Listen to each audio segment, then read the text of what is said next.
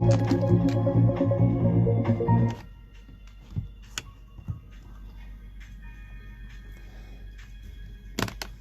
afternoon. This is Midday News on Glow 99.1 FM Ijapwa State, Accra. My name is Mike Ali Obafemi. The highlights: controversies at Trail Ruling House in Idore.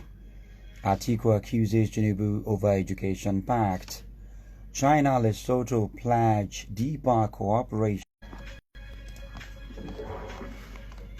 Operatives of the Ondo State Security Network Agency, codenamed Amotekun, have intercepted a coal-laden truck conveying 38 passengers whose destinations could not be ascertained after they traveled from Gombe State into Ondo State. The interception took place at the Cathedral area of Akure Metropolis in Akure South local government area of Ondo State, and the passengers were found inside a brand new Mercedes-Benz truck with registration number GML 335XR Jigawa. Report has it that the arrest occurred during a routine security operations, while a preliminary investigation showed that 38 passengers were addition. Strong stance against the purported selection of Chief Ayo Akenadejo as the Oba as Aladeokun-elect of Oladedan, because of the fact that his family name is not in the chieftaincy, is not in Aladeokun chieftaincy declaration. Vice President Atiku Abubakar has accused the administration of President Bola Tinubu of abandoning Nigerian students studying overseas under the Bilateral Education Agreement (BEA), warning that the alleged breach has left about 1,600 young Nigerians stranded abroad and stripped of support. Atiku said the BEA scholarship scheme was quietly discontinued under the Tinubu administration without notice to parents or wards and without consideration for students already midway through their studies overseas. He explained that the BEA, which began in 1993 and was revitalized in 1999, was designed to allow Nigerian students pursue undergraduate and postgraduate education through agreement between Nigeria and partner countries, describing it as a state before allowances were cut by 56% in the year 2024 and later stopped entirely as there was no payment throughout the year 2025. Lawmakers of the Rivers State House of Assembly have reportedly alleged that they uncover a plot by certain individuals linked to executive arm of the state government to obtain a court order preventing the legislature from performing its functions. This comes as the Minister of the Federal Capital Territory (FCT), Nyesom Wike, ended his tour of the 23 local government area of Rivers State, just as the chairman of the House Committee on Information, Petition and Complaints, Enemi George, said the alleged plot involved securing an ex parte order from a Rivers State High Court operating outside Port Harcourt, the state capital. The allegation include extra budgetary spending of over 800 billion naira without legislative approval, withholding funds allocated to the Assembly Service Commission, demolition of Assembly Complex, and defiance of Supreme Court rulings on legislative autonomy.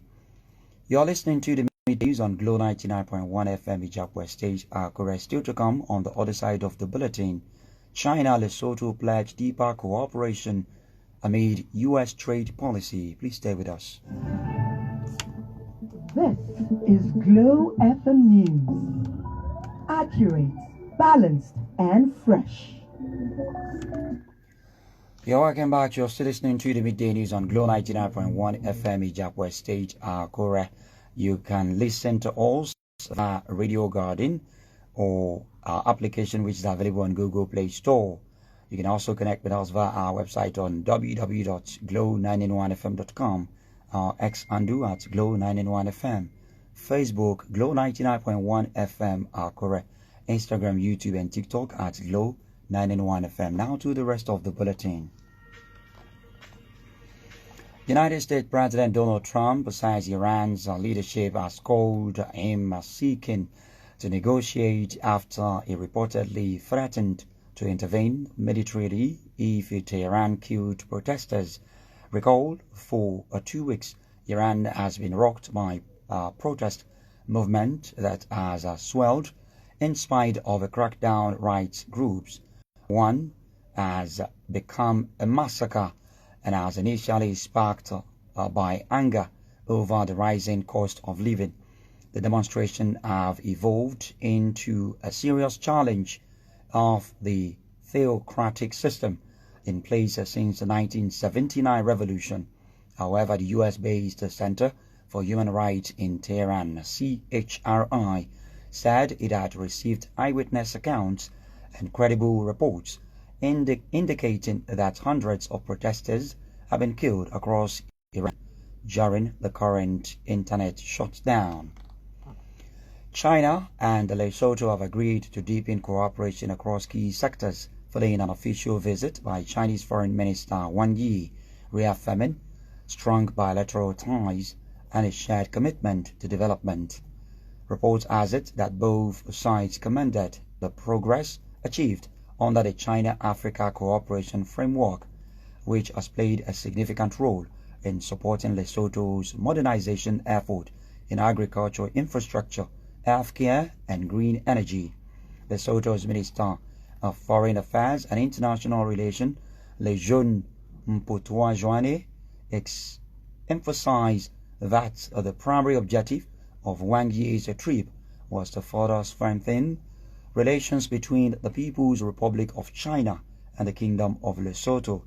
Meanwhile, discussions also outlined a clear roadmap for expanding future collaborations and driving sustainable economic growth, while highlighting ongoing cooperation in agriculture, noting China's support for food storage and logistic facilities, the provisions of agricultural machinery and plants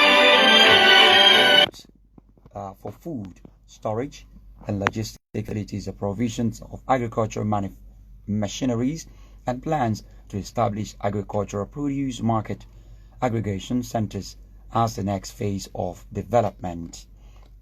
Now to sports.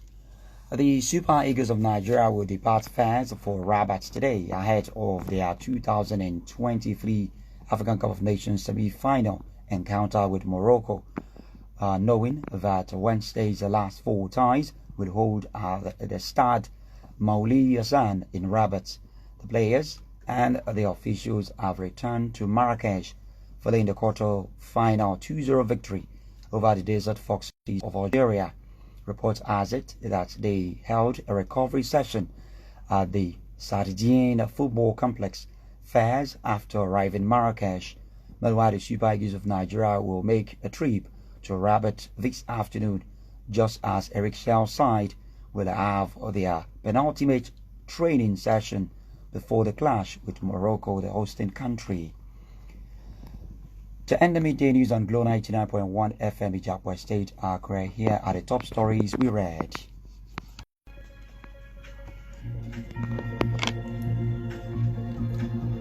We told you that controversy has ensued over the selection of Ayo Akinnadoju upon the royal throne of Alade Idore in the Idore local government area of Ondo State.